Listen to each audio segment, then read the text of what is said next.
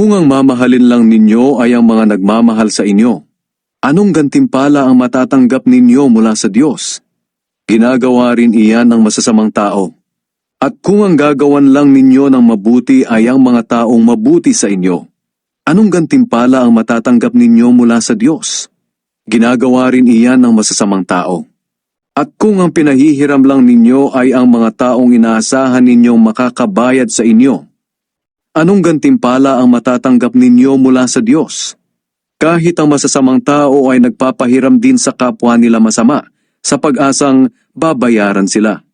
Ito ang inyong gawin. Mahalin ninyo ang inyong mga kaaway at gumawa kayo ng mabuti sa kanila. Kung magpapahiram kayo, magpahiram kayo ng hindi umaasa ng anumang kabayaran, at malaking gantimpala ang tatanggapin ninyo, at makikilala kayong mga anak ng kataas-taasang Diyos. Sapagkat mabuti siya kahit sa mga taong masama at walang utang na loob. Maging maawain kayo tulad ng inyong Ama.